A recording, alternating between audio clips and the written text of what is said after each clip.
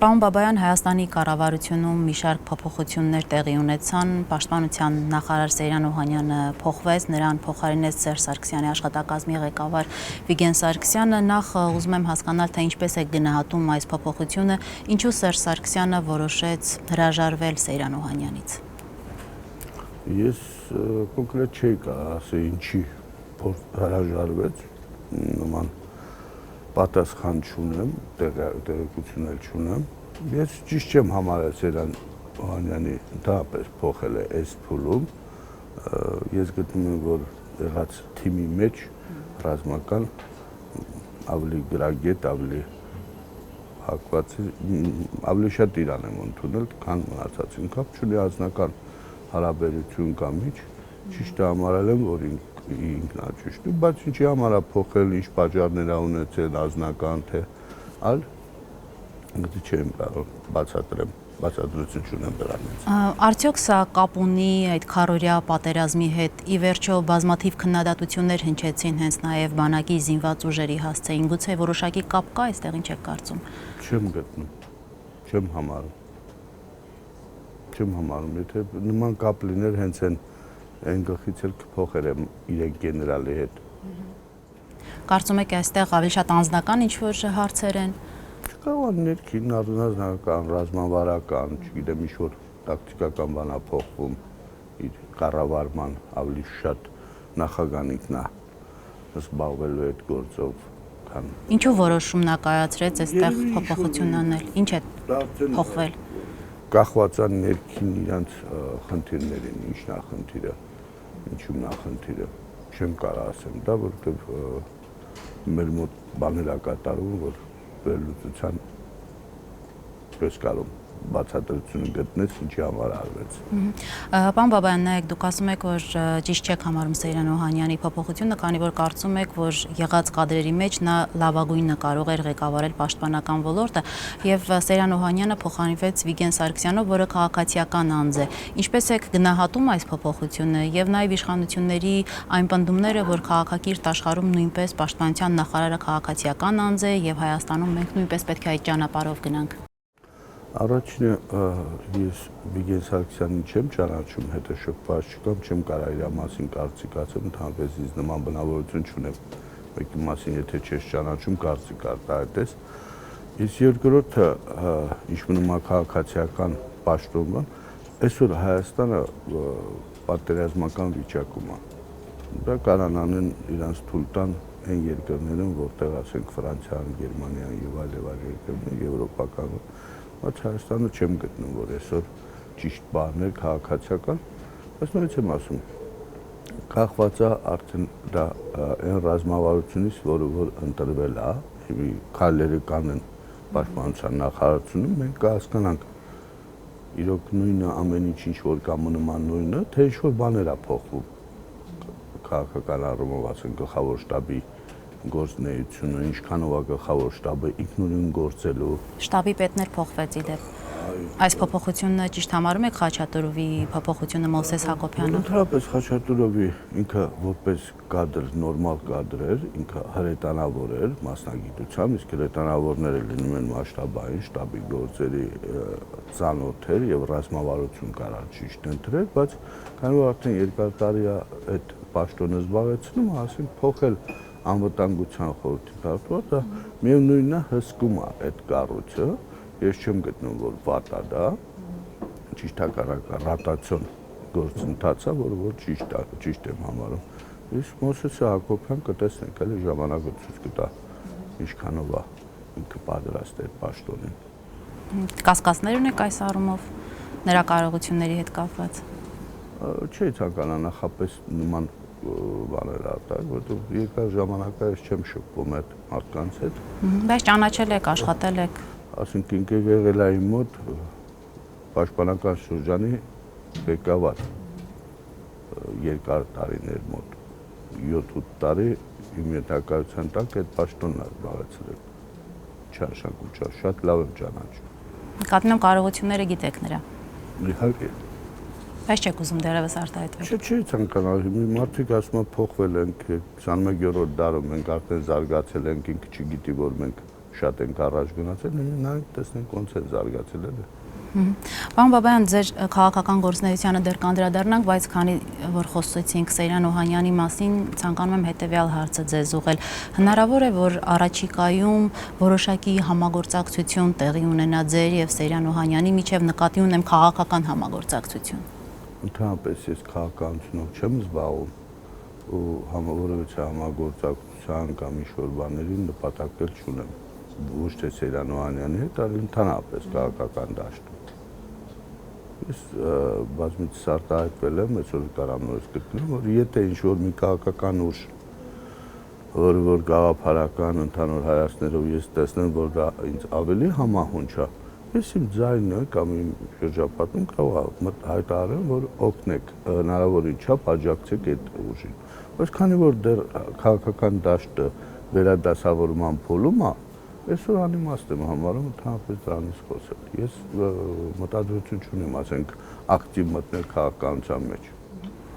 Բայց եթե Սեյրան Օհանյանին տեսնենք, որտեղ խոսվում է, որ հնարավոր է կուսակցություն ստեղծվի, որին նաև անդամակցի Սեյրան Օհանյանը, եթե լինի նման քաղաքական ուժ, որտեղ լինի նաև պաշտպանության նախկին նախարար, դուք հնարավոր համարում եք ձեր համագործակցությունը։ Եթե ընդհանրապես քաղաքական ուժերը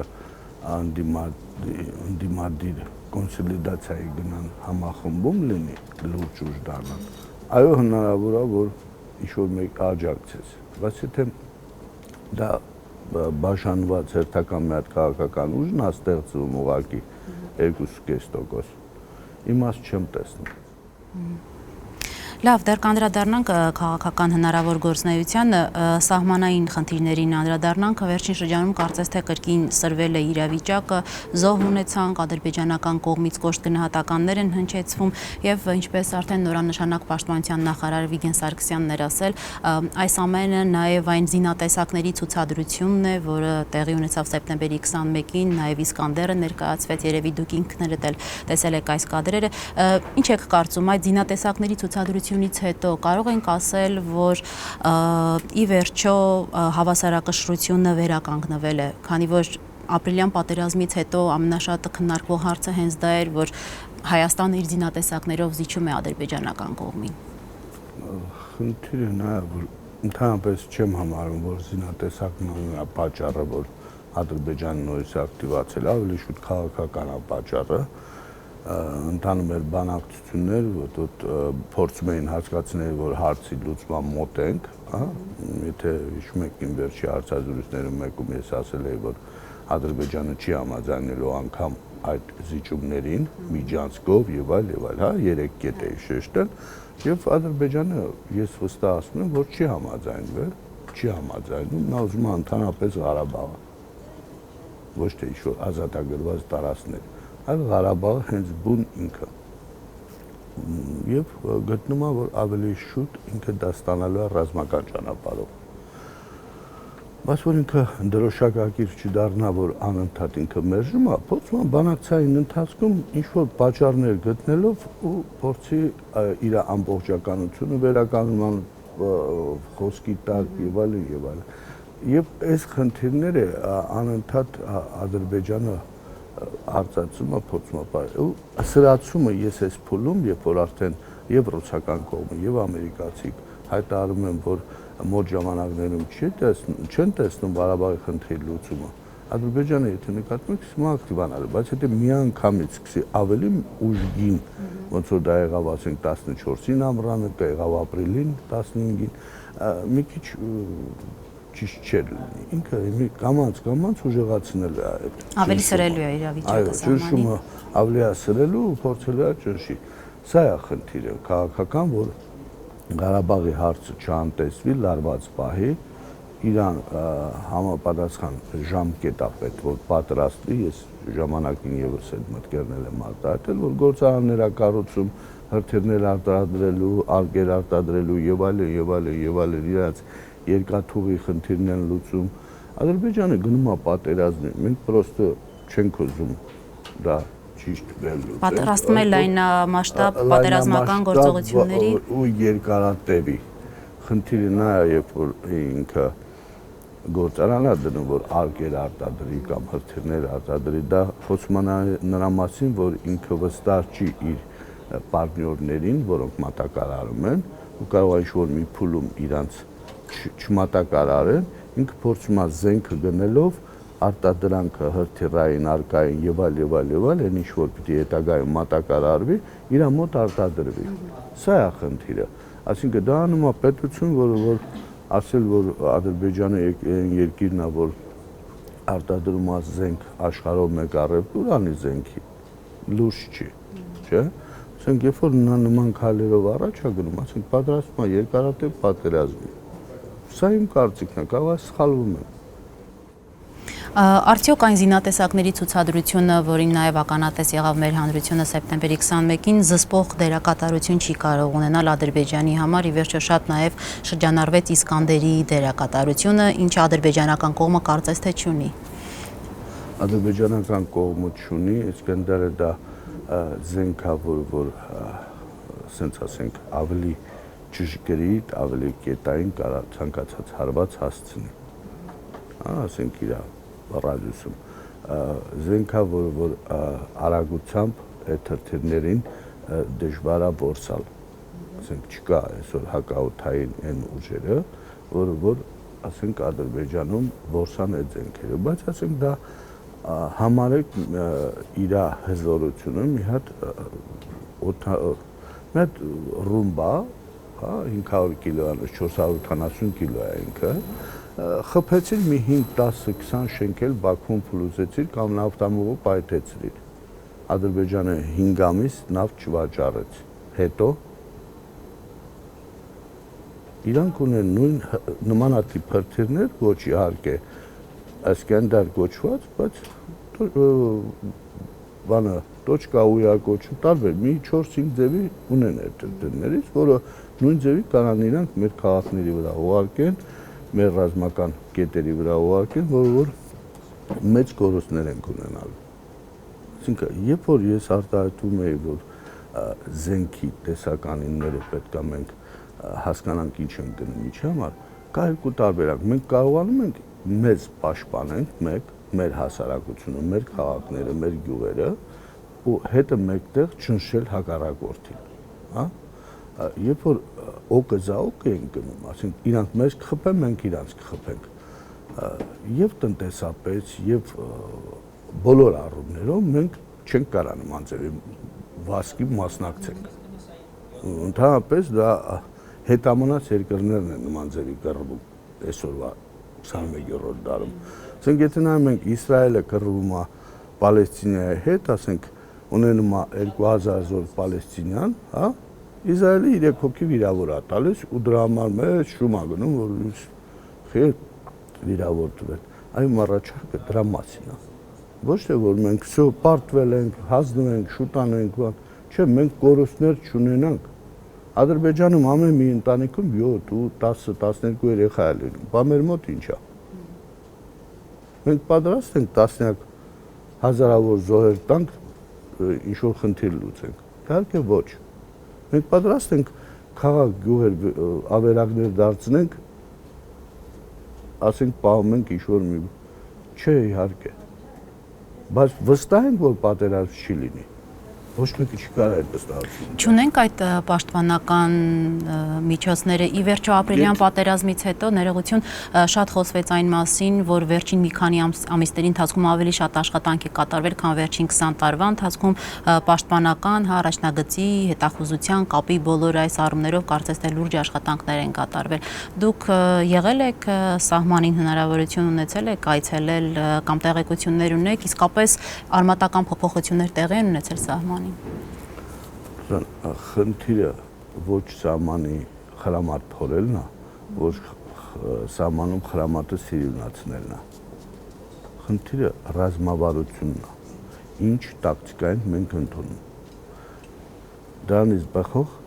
տակտիկայով որ ընդունում ես, ինչ զենքերով ես կարող հակառակորդին զսպել։ Այսինքն խորքում դեռ Ադրբեջանը Քուրգետի վրա, երբ որ անցնում է Քուրգետը, իր հրետանին, իր, չգիտեմ, հրթիռային համակարգերը եւ այլն, դու պետք է հնարավորություն ունենաս այն զենքերը, որը դա ֆիքսում են ու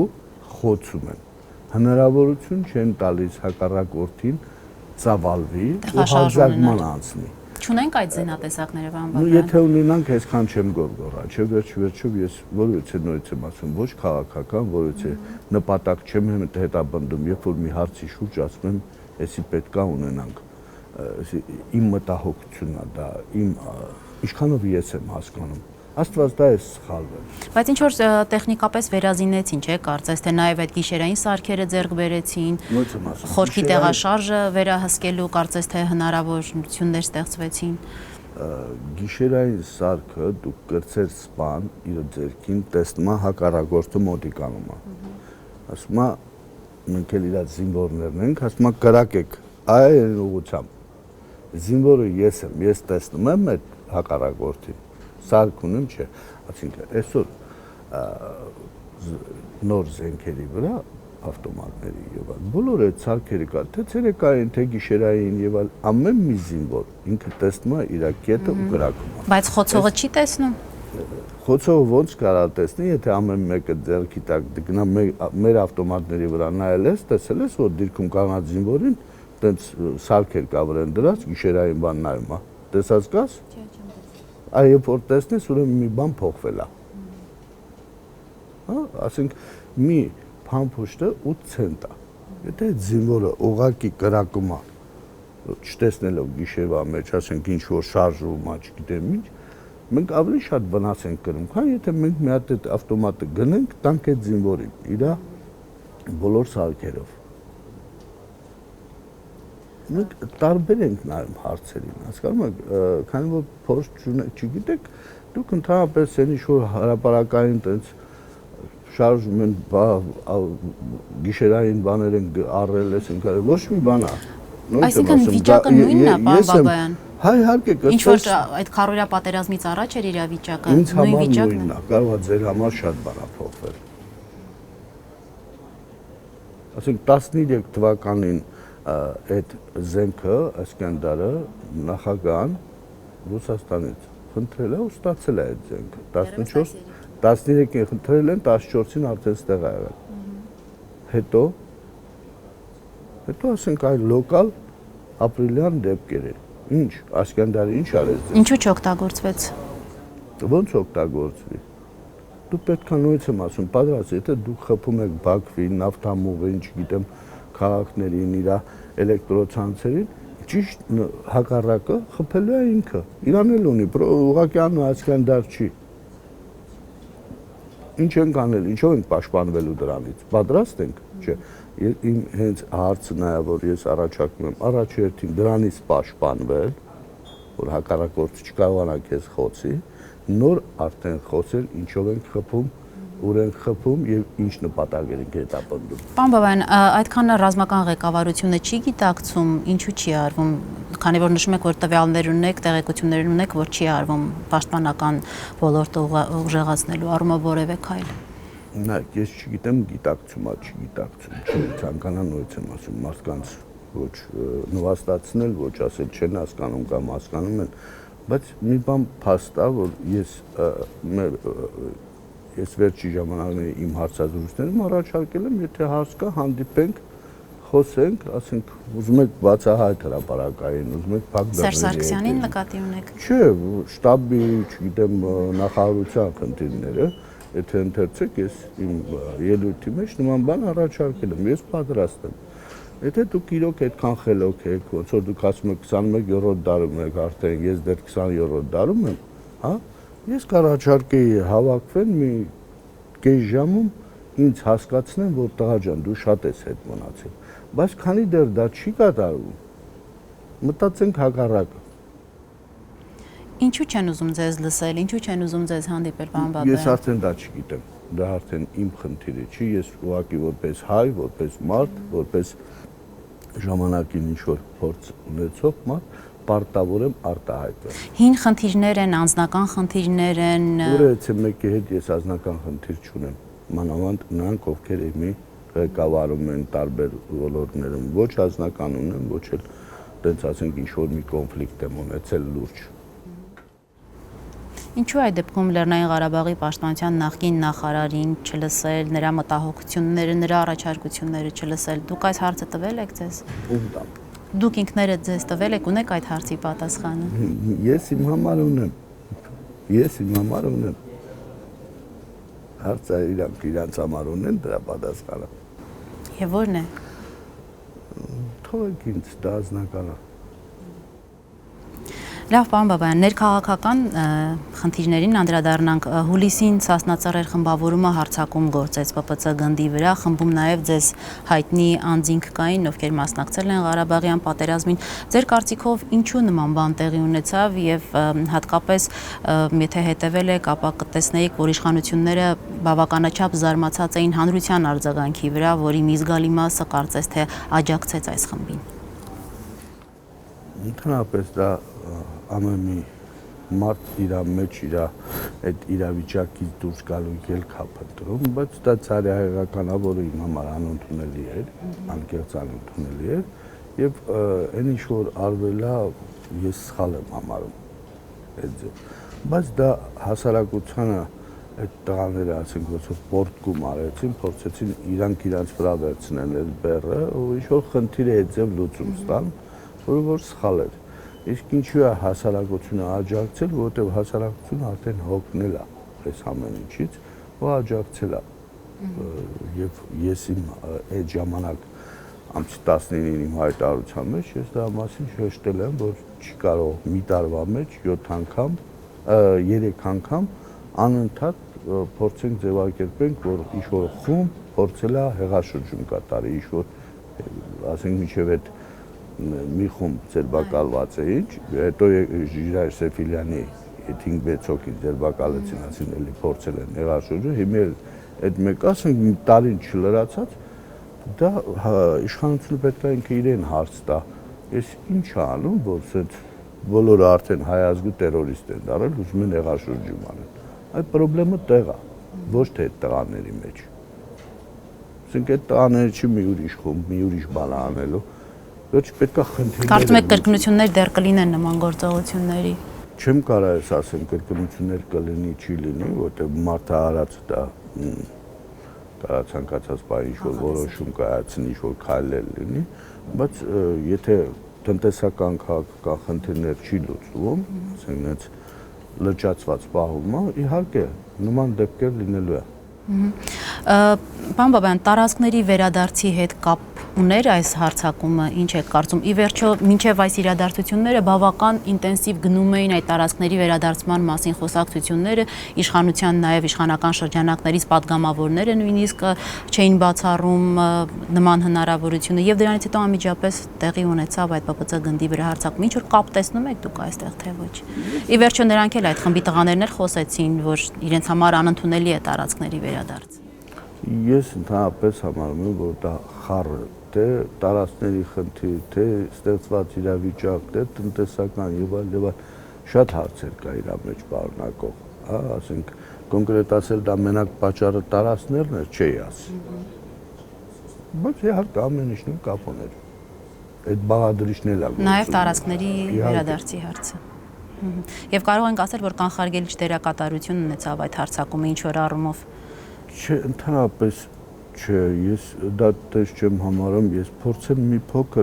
փոքր բացեմ այդ փակագծերը, որ մեր լրատվական միջոցները թեղաթուրում են, փորձում են անընդհատ ընդհանրապես բանակցությունները գնում է Լեռնային Ղարաբաղի ու Լաչինի տարածքների բոլոր փաստաթղթերում, այսինքն մնացած 6 շրջանների մասին դուք որևէ փաստաթղթում չեք տեսնելու, որ ինչ-որ մեկը մեկի հետ փոխում է, ինչ-որ փախստականների վերադարձ այդ տարածքների եւ այլ։ Այսինքն, այն գլխից այդ 6-ը արդեն տված է։ Հիմա այստեղ խնդիրը որ գլխից էր տված 93-4 թվականից։ Դա փաստ է։ Դա որևէ մի քաղաքական գործիչ, եթե դա հերքում է, ուրեմն կամ այդ մարդը կապ չունի, այսինքն եթե վաղը Ադրբեջանը համաձայնվում է Ղարաբաղի ինքնուրույնությանը, ստատուսին, անկախությանը կամ Հայաստանի հետ միավորման, Մեզ մնում է Լաչինի Միջանցք, առաջ խոսում էին Լաչինի շրջան, հիմա Միջանցք ա դարել։ Ու Ղարաբաղի տարածք։ Մնացածը այս բոլոր 20 քանի տարիների ընթացքում չի բանակցվել որևէ հարցի շուրջ։ Ընդհանրապես բանակցային թեմա չի եղել։ Այսինքն որտեղ վերադարձման ենթակա էին, քանի որ այդ տարածքները պարոն Բաբայան դրա համար չէր բանակցվել։ Երևի թե։ Դուք կհամաձայնեք, եթե այդ տարածքները վերադարձվեն։ Ոչ, ես դրա համար հենց այդ թիմի հետ չեմ։ Դրա համար, երբ որ դուք 99 թվականին Ղարաբաղի ներքին խնդիրները նայեք, որ նախագահ, պաշտպանության նախարար եւ այլ քաղաքական ղեկավարություն Ղարաբաղի իշխանությունները բազմիցս թե պաշտպանության նախարարի, թե քաղաքական ղեկավարության արտահայտվել են իրանց հեռուստատեսությունով, կա արխիվներ, որ մենք որևիցե դեպքում Ղարաբաղը չենք հանձնելու։ Բանը Քելբաջարը չենք տալու։ Տարածքները չենք հանձնելու։ Չէ, տարածքները չի, Քելբաջարը չենք տալու։ Քանի որ պարոն Բաբայանը դա շահարկում է, քաղաքականացնվում է, բան, նման խնդիր չկա։ Վերցրեք, խնդրեմ, նայեք։ Քելբաջարը 99 թվականի Ղարաբաղի բյուջեի մեջ 3.5% գումարը 400 միլիոն հատկացրված էր Քելբաջարին, որտեղ պիտի զարգանալ, պետք է Կիրովաբադի շրջանի ամբողջ 80,000 բնակչությունից հնարավորություն ունենան վերադառնային այդ շրջան ու բնակվեին։ Պաշտպանության բանակը Ղարաբաղի տարեկան մի գյուղ առանձին բացի այդ բյուջեից պետք է մի գյուղ կառուցել եւ սկսել էր Գետավան գյուղը, Գետաշեն գյուղը կառուցել։ Կարա գնաք նայեք 10-15 տուն։ Նրանից հետո Դա որ թվականի 99 թվական։ Նրանից հետո 2000-2001 թիվ եւ միջև այսօր դա այդ բյուջեն կրճատվել է, չկա նման զարգացում գոյություն չունի։ Այսինքն եթե մենք չենք բնակեցին, եթե մենք չենք համարում մեկը մերնա, ինչի՞ց է խոսում, ընդհանրապես։ Պարոն Բաբայան, այսինքն ես ճիշտ հասկացա, ձեր տարաձայնությունները հենց այդ տարածքների վերադարձի հետ են կապված։ Այո, ժամանակին ինչ-որ մեկը Ղարաբաղի այս վերջերքսի ելույթներից հետո, որ Բաբան 97 թվականի անվտանգության խորհրդում մի բառ չի արտահայտվել, նման արտահայտություն անում, ու Լևոն Տեր-Պետրոսյանը չի հրապարակել իր արտահայտությունը, ինչի չի հրապարակել Լևոն Տեր-Պետրոսյանը, դա պետք է Լևոն Տեր-Պետրոսյանից հարցնել, բայց Ղարաբաղի տարածքները գծագիրը գծած, ասենք ինչ պետք է մնա մեզ, որ մենք դա բանակցային թեմա չենք դարձնելու։ 8000-ից ավել տարածք կա, Արա Սարգսյանը բազմիցս այդ քարտեզի մասին արտահայտել է։ Այդ բոլոր տարածքները դրա մեջ են մտնում այս այն տարածքները, որը պիտի մնար մեզ, իսկ որը պետք է բանակցային գործընթացում ինչ-որ փոխզիջումների գնան, այդին դեռ շատ պարզ երևում է։ Որոնք էին այդ տարածքները, պարոն Չի կարելի ասել, որոնք էին, որտեղ դեռ կոնկրետ շրջանով չի որոշված։ Կարա ինչ-որ տարածք Աղդամից մնա, ինչ-որ տարածք Կուբատլուից մնա։ Բայց որ այդ 6 շրջանները պետք է փոխանցվեին, չկար նման։ Որ փուլից սկսվեց այդ տարածքների վերադարձման թեման անդադ շոշափվել եւ հայկական կողմներ կարծես թե համաձայնություն տվեց դրան։ Եթե չկար նախապես նման։ Դա առաջից էլ կար, բայց երբ որ 97 թվականին Լևոն Տեր-Պետրոսյանը քաղաքական բյուզ բևեռին ոչ հիշականներին փորձեց ճշտել, ինչ եք ուզում դուք ընդհանրապես, ինձ հրավիրել է իրենց տուն ժամուկես նոյեմբերին մենք Իրաստանը, այո, խոսել ենք, բացատրել է, որ Սամվել ջան, դու պետք է կոնկրետ գրավորից ներկայացնենք, բանավոր ձեր ասածները մեկը մեկիդ հակասում է։ Ես գնում եմ քարտեզը, գծում եմ, գրավոր ձևակերպում եմ, փոխանցում եմ իրան։ Դրա համար որ տարածքները պետք է մնան, որը պետք է այո, ռազմավարական ինչ տարածքներ է մնում եւ ինչ է մնում։ Դրանից հետո հրշականները բազմիցս լրատվական միջոցներով արձածել են։ Ես ձեզ հուշում եմ, Արա Սարգսյան, ընտրեմ, հարցազրույց վերցրեք, հարցրեք, ինչ քարտեզի մասին է խոսքը գնում։ Իրանք ձեզ կհիշեցնեն։ Նրանց էլ կհիշեցնեն, ովքեր հիմի փորձում են, որ Բաբան այն ժամանակ համաձայն էր, չգիտեմ, դաժե կարծիք չի արտահայտվել եւ այլ։ Նա համար չի կարծիք, որտեղ նախագահան, որը նիստը վարողն էր, նախապես իմ հետ ուներ իր ձեռքի տակ թե գրավոր, թե քարտեզայինը, Դա մար այդ ամտանգության խորհուրդում ինքը ինձ հարց չի ուղում նրանց, ում կարծիք դեր հասկանալի չի։ Սա մեկ։ Երկրորդը, ես նորից եմ կրկնում, 99-ի բյուջեի մեջ Քելբաջարի տարածքը ֆինանսավորում էր եւ այլ։ Ես խնդրում եմ այսօր Ղարաբաղի բյուջեն նայեք, տեսեք ինչ տոկոս է Քելբաջարում ֆինանսավորում։ Այն ժամանակ 3.5%-ներ։ Այսինքն եթե իմի լիներ 3.5%, դա 6,5 միլիոն դոլար պետք է տարեկան դեղ դնեին ու զարգացնեին։ Չեն անում դա։ Չեն անում, պարզ է, ինչի չեն անում։ Պարոն Բաբայան, այսինքն դուք կտրականապես դեմ եք բոլոր Ղարաբաղը շրջապատող այդ տարածքների հանձնմանը, դա կարծում եք մարտավարական, ռազմավարական սխալ կլինի։ Ես կտրականապես դեմ եմ Ղարաբաղը միացնող Հայաստանին, այսինքն Լաչին Քելբաջար, դրապես Ղարաբաղը իր ամբողջ թիկունքով, որը միանում է Հայաստանին, դրա մեջտեղը ինչ-որ տարածքներ, ինչ-որ մարդու, ինչ-որ մեկին զիջել։ Կտրականապես դեմ եմ, սա մեկ, երկրորդը։ Քելբաջարը դա ամբողջ Ղարաբաղը ջրային պաշարները, ռեսուրսներն է սնում է, երկրորդը Քելբաջարի փաստաթղթերը, որը մենք Լենինգրադի ժամանակին բերել ենք, կարող դուք ուսումնասիրեք ստեղ է, Երևանում է, ինչ հարստություններ կա ստորգետնյա, ինչ ունենք այնտեղ ընդհանրապես։ Հետո նստեք մտածեք, ճիշտ եք համարում էդի հետ տալ, թե չէ։ Քելբաջարը, Լաչինը հասկացանք, մյուսները։ Մյուս տարածքները նույնից եմ ասում, կան դեղ տարածքներ, որտեղ որ փոքր ինչ, ասենք նույն Աղդամի շրջանից ինչ-որ տարածք կարող է մնա մեծ։ Ինչ-որ տարածք կարա մի ուտեղ։ Դրա համար ասում եմ, որ ես այսօր նորից չկրկնեմ հատ-հատ։ Արա Սահակյանը դա լավ անգիր էր արել այդ քարտեզ։ Այսինքն կարելի է որոշակի փողզիչումներ անել, բայց ըստ էության ամբողջ այդ տարածքները չվերադարձնել։ Իհարկե, բայց եթե Ադրբեջանը գնում է պատերազմի, առանձնապես պետք է մոռանանք ընդհանրապես ինչ-որ փողզիչման մասին, այն ինչ-որ այսօր ունենք, վաղը ինչի կվերցնենք, նրանից կխոսենք։ Ասենք մոտապես ես այս ձև եմ ձևակերպել իմ մտքերը։ Պարոն Բաբայան, քանի որ ասացիք նաև այս խնդրի պատճառով չէ, որ գործող թիմի հետ չեք դուք այս պահին, դուք քննարկել եք այս հարցերը նրանց հետ կոնկրետ։ Ես ձեզ ասում եմ, 99 թվականին իրական հակադրությունը եղել է հենց նույն այդ Քելբաջարի հարցով, որ իմ ասածները ճշմարտության մեջ լինի, ես ձեզ օրինակ բերեցի բյուջեն, օրինակ բերեցի Ղարաբաղի լրատվական միջոցներով ինչ էր կատարվում, օրինակ բերեցի ու հիշեցրեցի, որ եթե հիշում եք եղել է 99-2000 այդ ընթացքում Փարիզյան պայմանագրեր, պայմանավորվածություններ, հետո դարավ Քուվեյթի պայմանավորվածություն, որ ստորագրում էին։ Վերջերքսել, եթե չեմ սխալվում, պարոն Քոչարյանը արտահայտեց ինչ ա եղել այդտեղ, դա մենակ Լաչինի մասին է խոսքը, ճիշտ է։ Այսինքն ես խանգարում էի process-ին։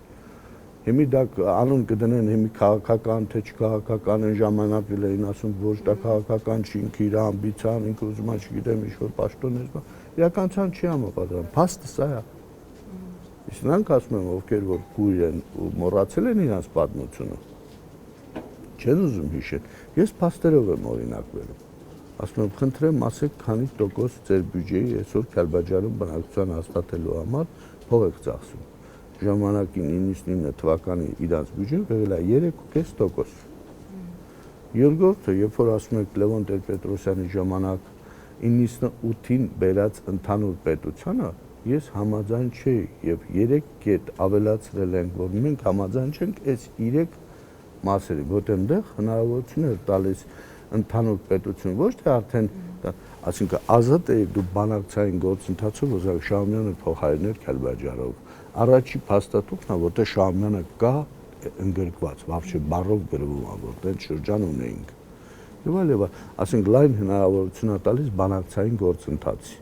Ինչ-որ փոխանակումներ անել, ինչ-որ փախստականների խնդիրներ լուծել։ Վերջ-վերջով 497,000 հայ ապրել է Ադրբեջանում ըստ մարդահամարի 89 թվականին, որ արել է Ադրբեջանը, մենք չենք արել այդ մարդահամարը, հա, սովետական միության, դրանից 130 քանի հազարն է, թե ինչքան Ղարաբաղի բնակիչներն են հայերն, այսինքն այն մնացած ժողովուրդը մեր պատճառով, մեր շարժման, դրանք արմատներով 90% ղարաբաղցիներ էին։ Այդ մարդկանց մասին մեկը ուզում է պատասխան տալ։ ուզում են այդ մարդկանց խնդիրները, որ մարդիկ իրաց տուն տեղ թողել են, դուրս են եկել այդ երկրից։ Այն տարածքները, որոնք մենք ազատագրել ենք, այդ տարածքներում մարդաքանակը կա, 315,000 բնակիչ է ունեցել այդ ամբողջ 7 կոչված շրջանների բնակիչը։ Այսինքն, երբ որ վերցնում ենք համեմատությամբ, դեռ հնարավորություն ունենք մի քիչ էլ ավելացնենք։ Զուտ բնակիչների բնակչության այո։ Եթե վերցնում ենք մենք ըստ բնակչության Ադրբեջանի 86,000 տարածքը, դրա տոկոսային հանում ինչ բնակչություն է ունեցել այդ տարիներին, էլի նույն ձևի մենք խնդիր չենք ունենում։ Ասենք որ մասով պատմական ենք ուզում խնդրի մոտենանք։ Մենք ոչ մի ժամանակ Ադրբեջան չենք եղել։ Սովետն է մտցրել, նորից Սովետը փլուզվել է, դուրս ենք եկել։ Մարդկային, չգիտեմ, բոլոր առումներով ոնց հաշվում ես, Ադրբեջանի հետ մենք անելիք չունենք։ Ադրբեջանը ուղղակի իր տնտեսական այս վիճակից լկտիացել է ու փորձում է ուժով ստիպողական ոնց որ ասենք ենթարկացնել։ Մենք պետք է դրան պատրաստ լինենք ու պարտադրենք իրան խաղաղություն։ Պարոն Բաբայան, վերջին ձեր հարցազրույցներից մեկում բավական վատատեսական գնահատականներ էիք տվել Ղարաբաղյան խնդրի կարգավորման հետ կապված ոչ հայանպաստ զարգացումների։ Հիմա կարծես թե երկկողմանի հայտարարությունները, ակտիվությունը կարծես թե չկա բանակցային գործընթացում, ինչ է տեղի ունենում, ինչու մարեցին կարծես թե այդ ակտիվ խոսակցությունները, բանակցությունները գոնե հուլիսային ես նկատի ունեմ։ Եթե այո, երբ որ դուք ասում եք վերջի ձեր հարցազրույցում սենց վիճակ եք նկարագրել, ես դրա համար ձեզ ասում եմ, այնտեղ վերջում արտահայտվել եմ, հիմա սպասում ենք, տեսնենք Բաքուն ինչ կորոշի, Ալիևը ինչ է որոշել, Ալիևը մերժել է։ Ռուսական այդ ջանքերը, Լավրովյան այդ այդ ջանքերը Հայաստանի հետ միասին, ասենք Կազանյան փաստաթղթի մի քիչ էլ փոփոխված տարբերակը էլի է մերժել։ Ինչ է սա նշանակում։ Ինքը բաց հայտարարում է վերջի ժամանակներից իր կառավարության նիստում, ասում է Ղարաբաղը ինչ-որ ձևի ուզում են ինձ հասկացնեն, որ դա անկախ պիտի լինի Ադրբեջանի։ Մենք դրան համաձայն չենք համաձայնվելու։ Իհարկե չեն համաձայնվելու։ Ես դա գիտեմ, որ չեն համաձայն։ Չեն համաձայնվելու ոչ թե մենակ դրա համար, չեն համաձայնվելու, որ դրա տակ խաղաղապար ուժեր է մտնելու այդ տարածքը, որ իր ընդհանրապես ձեռ չի տալիս։ Այսինքն, որովհետեւ դեպքում մենք խոսում ենք քաղաքական լուծման, ես այս փուլում չեմ տեսնում այդ քաղաքական լուծումը, չեմ տեսնում Ադրբեջանը նման քայլերի գնա։ Ի վերջո Հայաստանի նախագահը հայտարարել, որ անգամ հայկական կողմը համաձայն է եղել Ղարաբաղի վերջնական կարգավիճակը չունենալով հանդերձ գնալ խնդրի այսպես լուծման տարածքների։ Կարգավիճակով նորից եմ ասում, չի համաձայնում, որտեղ միջանկյալ կարգավիճակը դա բերում է այլ պետությունների ուժային կառույցներ են մտնում, ապահովում անվտանգությունը։ Ինչին Ադրբեջանը դեմ է։ Եվ ոչ միայն Ադրբեջանը։ Եվ ոչ միայն Ադրբեջանը։ Ես ընդհանրապես դեմ եմ որևէ ռազմական ուժ մեր տարածքում խաղաղություն պահպանելու։ Խաղաղությունը կամ մենք պահպանում ենք ինքներս մեր անվտանգությունը, կամ մենք էլի գնում ենք ստրուկության։ Դեմ եմ, կատեգորիայով։ Երկու կողմերն էլ կարծում եք դեմ են, ոչ միայն Ադրբեջանը, նաև Հայաստանն է իրականում դեմ։ Չէ, իրականում Հայաստանը կողմ է դրան, որ ինչ որ ուժեր դնել բան, Հայաստանը դրան չի ուզում, այսօրվա իշխանությունը չի ուզում, իրաց բոլոր ելույթներում դա երևում է, այո։ Բայց Ադրբեջանը դրան դեմ է, հասկանալով այն ուժը, որ մտավ այդ տարած, այլևս դուրս չի գալ։ Ու դա դառնալու է լծակ իր վրա մշտական ճշտման գործադիր, այլևս դրա մարդը պետք է պահի հետո իր տղային փոխանցի իշխանությունը, չի գնալու նման քայլերի։ Հիմա դրանով է պայմանավորված այսպես պասիվությունը հարաբերական բանակցային գործընթացում։ Ոչ թե պասիվությունը, Ադրբեջանը ընդհանրապես մերժել է այդ առաջարկը, Ադրբեջանը գտնում է, որ Ղարաբաղը պետք է լինի իր տարածքի մեջ, բարձր ավտոնոմիայով, չգիտեմ, այն ինչ որ միշտ ասում են։ Ու դա ինքը անում է փորձելով միջազգային օրենքների, տարածքային ամբողջականության եւ այլն մարդու կամ ժողովուրդների ինքնորոշում բանը մոռանալով, որտեղ առաջի փուլում ինքը համարում է, որ տարածքային է, ու դա օգտագործելով, շահարկելով ինքը զինվում է, պատրաստվում է պատերազմի։ Զինվում է, նույնիսկ եմ կրկնում, ադրբեջանցին ինչ է անում, գործարաններ հրթիռ արտադրի Բաքվում կամ տարբեր վերտալյոտներ ուզում հավաքի եւ մի խոսքով Ադրբեջանը այդ երկիրը չի որ նման բաներ, այսինքն նա գնում բաց պատերազմի։ Ուղղակի լուրջ պատրաստումը հասկանալով մի հատ էլ պարտություն կարող է միջև քուրգետը կորցնի, այլևս ոչ մեկ իրան չի օգնելու վերադարձնի։ Իմ մտահոգությունը նա որ մենք պատրաստենք հենց է որ առաջինը քիչ կորուստներ ունենանք մեր համար ամեն մի մարդու կյանք թանկ է իրանց համար դա ոչ մի բան է նույնց եմ կրկնում մի ընտանիքում եթե 7-ից 12 երեխա լինի ինչի պիտի մտածի մեկ երկու դելավ զոհվելա բամերը այսինքն մենք իրանք չունենք նման ձևի մենք պետք է ռազմավարություն փոխենք տեխնիկան հենց այդ տեխնիկան ունենանք որ հակառակորդին իր խորքում հնարավորություն չտանք ինքը աշխատի ես երբ որ մենք 92-3 թվականին մենք կարողացանք հասնել հակաօդային ուժեր ստեղծել այն ժամանակվա չափանիշները նորից եմ կրկնում մենք հնարավորություն չտվեցինք Ադրբեջանի իր ինքնաթիռները ասենք օգտագործի մասշտաբային նույնն էլ կրկնում եմ այսօր որ մենք հնարավորություն չպիտի տանք իր անօդաչու սարք կլինի թե ինքնաթիռներ կլինի թե հրետանի կլինի թե գրադկայաններ կլինի թե սմերժներ որ չաշխատեն շուտ լրացնել Պարոն Բաբայան, վերադառնալով ներքաղաքական թեմաներին, գիտեք արդեն նոր կառավարություն ունենք, նոր վարչապետ, ով մի շարք աղմկահարույց հայտարարություններ է արել, ազատվել է սկանդալային դեմքերից, դուք հավատում եք, որ Կարեն Կարապետյանին կհաջողվի ինչ-որ բան փոխել երկրում, հատկապես որ ուրախ եք, որ նոր վարչապետ ունենք։ Ընդհանրապես Կարեն Կարապետյանը ինքը սկզբունքային տղա է, ես ինչքան իրան գիտեմ ու գտնում եմ որ կարա փոփոխություն անել այստեղ խնդիրը քաղաքական թիմը քաղաքական ղեկավարությունը քաղաքական թիմը պատրաստ է այս փուլում գնա նման փոփոխությունների հա կանք խոսքով արտահայտենք ասենք այո ես փորձեմ իմ տեսակետը արտահայտեմ հա առանց որևէ մեկին ես տեղյակ չեմ ով ինչ փոփոխության կգնա բայց իմ տեսակետով կլինի այն ժամանակ ես կհավատամ փոփոխություններին, երբ որ մենք Եվրասիական միության մեջ ենք, հա, մենք մեր պարտներները Եվրասիական միությունում են մեծ մասով առևտրային պարտներները, հա, առաջի հերթին։ Եթե Հայաստանում էլեկտրոէներգիայի, գազի, հարկերի թվերը երկու անգամ գերազանցում ասենք Ռուսաստանի, Բելարուսիային եւ այլ մենք ոնց ենք ուզում ստեղապրանք արտադրենք դե վաճառենք հա կարակ ինձ բացատրեք կարող ես լավ չեմ հասկանում արդեն անմրցունակ ենք դրանից բացի մենք ունենք դժվար ճանապարհային խնդիրներ եւս մենք ճիշտ հակառակը որ ասենք Ռուսաստանում 13% է մեր մոտ պետք է լինի 10% շահութահարկը Ռուսաստանում եթե 18% է ՆԴՍ-ը մեր մոտ պիտի 15 լինի հա եթե էլեկտրականությունը Ռուսաստանում 4.5 ցենտ է դոլարով, մեր մոտ 12 ցենտ է արտադրողի վրա դրած, պետք է իշնի։ Ասենք թե ոնց պետք է այս բալանսը կարգավորենք, ոնց պետք է անենք, ոնց պետք է այդ գերշահույթները, որ այդ ոլորտներում կան,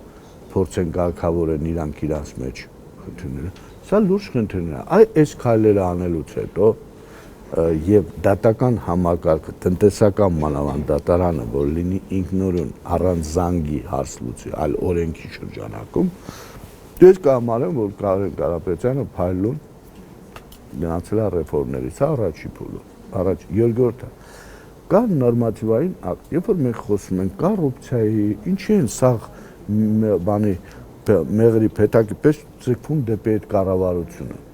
կա նորմատիվային ակտեր, որտեղ ասենք թուղթ է, գրիչա, չգիտեմ, նստարան, ամեբելա, ինչ որ պիտի օգտագործեն,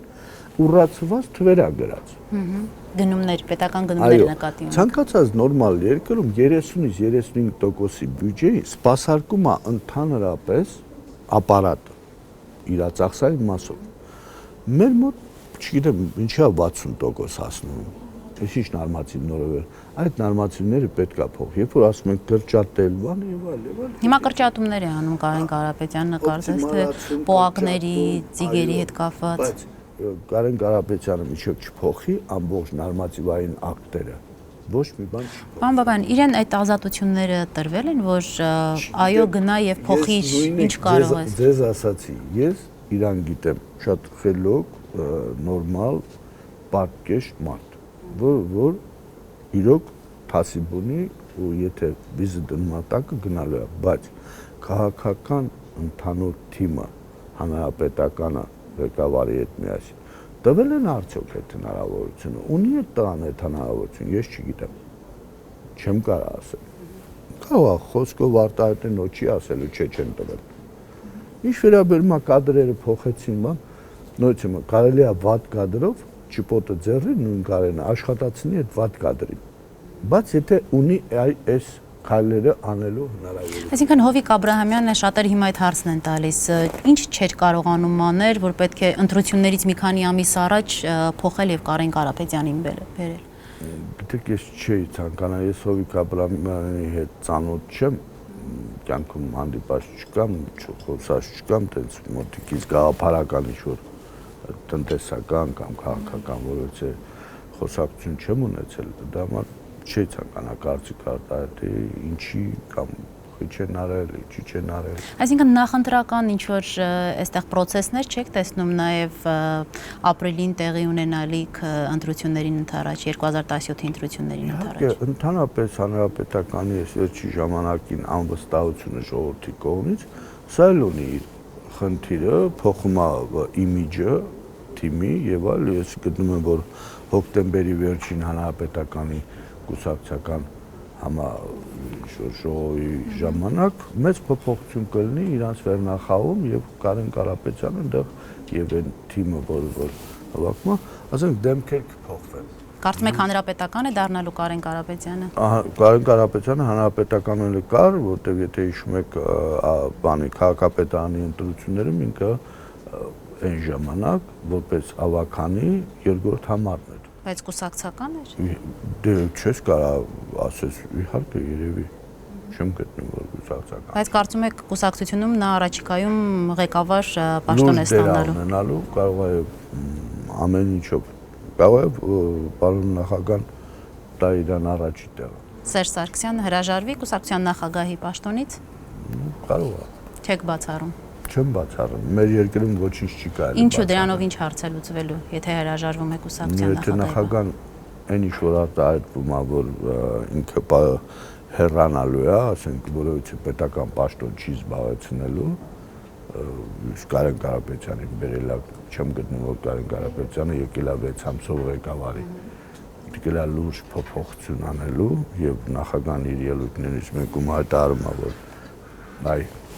օրինակը փոփոխությունների դա միակն է, որը վստահում եմ բան, պարզ է, որ ինչ-որ քաղաքական էլ է դեր ստանձնելու Կարեն Կարապետյանը, իմ կարծիքով, տենց պիտի լինի նման հայտարարությունների դեպքում, բայց ասում եմ, մեր երկրում ամեն ինչ կարող է մի բան արտահայտել, մի ուրիշ բան անել։ Եվ վերջին հարցը, պարոն Բաբայան, ձեր քաղաքական ապագային անդրադառնանք, թեև ասացիք, որ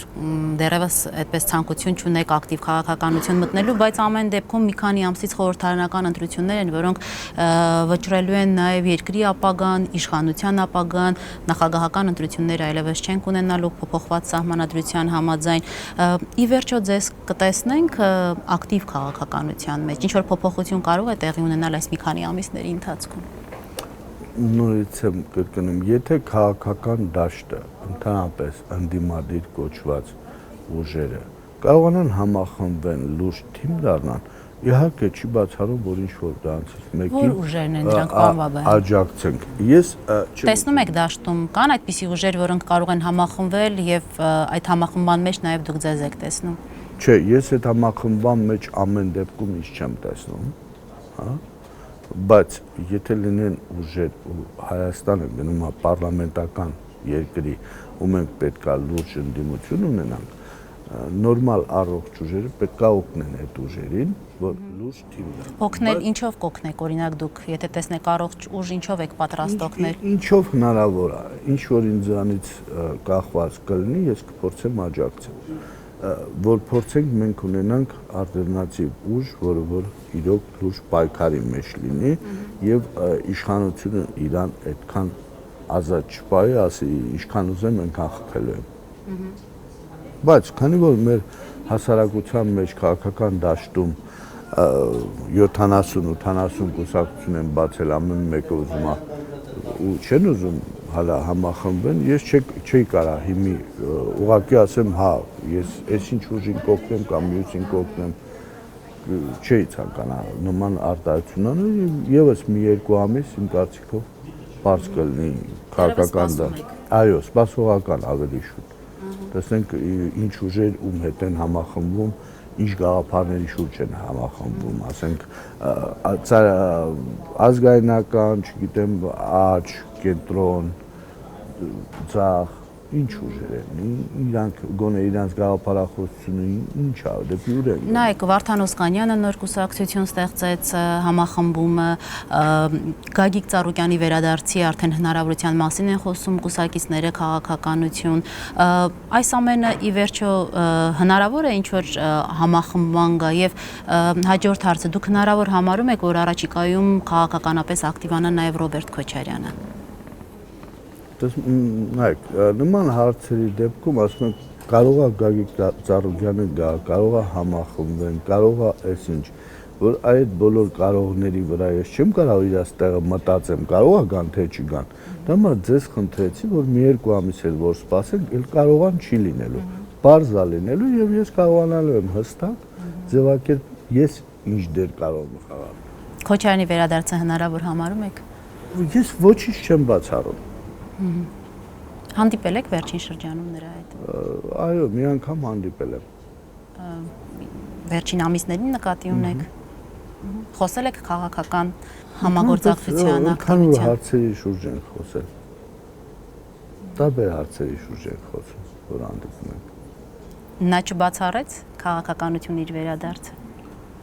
Նույնիսկ եմ կրկնում, անկեղծ որևէ նման հարց մեր մեջ չի եղել, որ իրան հարց տամ կգաս, կմտնես քաղաքականություն չես մտնի։ Նման խնդիրներ չի եղել, քանի որ տալիս ես այն դեպքում նման հարց, երբ որ արդեն ուրվագծված է լինում դաշտը, ու տեսնում ես, որ ինչ-որ միտեղ վակուում է, այդ մարդով կարելի է լրացնել, բայց երբ որ նայում ես ընդհանրապես վակուում է դաշտը, ես իրան այդ հարցը տալիս եմ, որ ինչ։ Իսկ նա ձեզ այդ հարցը չի տվել։ Մեր մեջ նման բան չկա, որ նման հարցերով իրար հետ խոսենք։ Ընդհանուր հայացքներ ենք արտահայտում ստեղծված իրավիճակին կամ ինչ-որ հարցերի շուրջ կամ առողջական եւ այլն։ Կարող ենք ասել, որ նա էլ է սպասողական վիճակում եւ փորձում է հասկանալ ինչպես դուք քաղաքական մտնել քաղաքական։ Ես չեմ զգացել, որ նա նման սպասողական վիճակ ունի կամ ինչ-որ բաներ։ Չէ։ Չեմ զգացել ես։ Եվ պարոն Բաբայան, շնորհակալություն հետաքրքիր զրույցի համար։